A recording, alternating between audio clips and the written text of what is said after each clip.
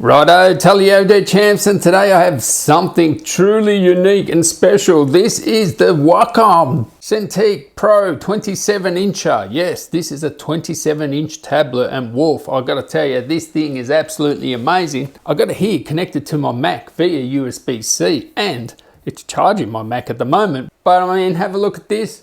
Oh my God. Now my Mac has touch. My Mac has touch. Look at this. Oh, awesome.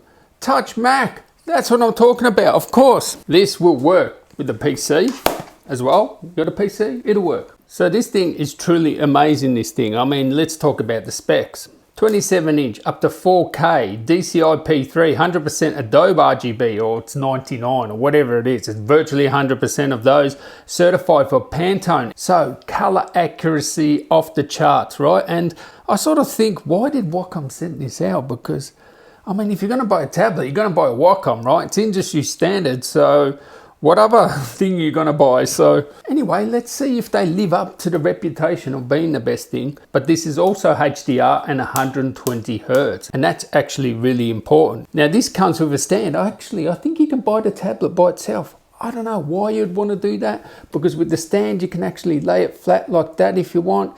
You can lift it up, lift it down. You got 20 degrees either way, so you can pretty much put it whichever way you want it. So why you wouldn't have the stand, I don't know. With the stand, you can actually attach accessories on the stand. Sorry, this is the way that goes. It has like little screw-ins, and you can attach accessories, and that's where you can see that accessory on the right.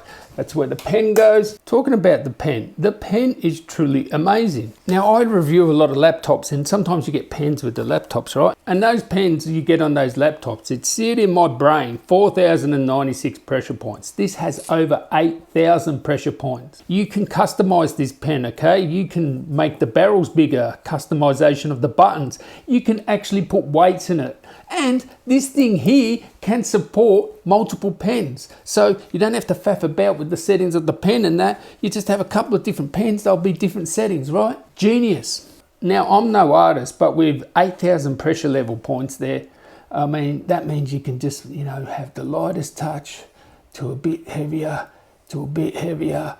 really thick and really heavy. So yeah, you can have the lightest touch or you can have the heaviest touch. As long as your software sort of supports that. The pen is like next level. Nothing compares to these pens, and you know, combined with this tablet. Look, it's a Wacom, man. You have buttons on the back. You have multiple buttons on the back, left hand side and right hand side, okay?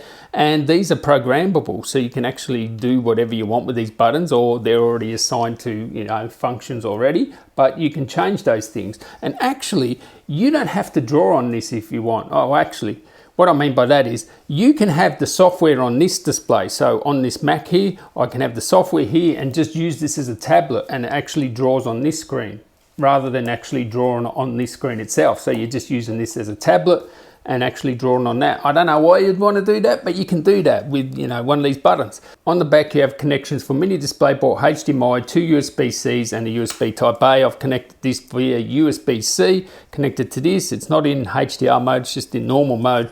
And yeah, it actually charges my Mac too. And of course, you can connect the PC if you want as well. I'm no artist, so I can't really test this out to the max, but it's the industry standard. Everybody uses them. They use them in schools, they use them in business, and they use them in, you know, work environment for digital artists. Like, it is the industry standard. Everybody uses a Wacom. Now this 27-inch here, I mean, it's amazing, this thing. Just the display is amazing, being, you know, able to do HDR, 100% P3 and, you know, Adobe, color accuracy. And I've used quite a lot of these pens on tablets, okay? And one of the downsides of using these on, you know, tablets, I'm talking about laptop tablets and that, is, you know, they'll have a 60 Hertz display or whatever. With this, there's no lag. There is zero lag, 120 Hertz, zero lag. And of course, the sensitivity of, you know, double what you'd get with a normal laptop pen, and just being able to use weights, etc. And it's just, wow, it's just next level, right?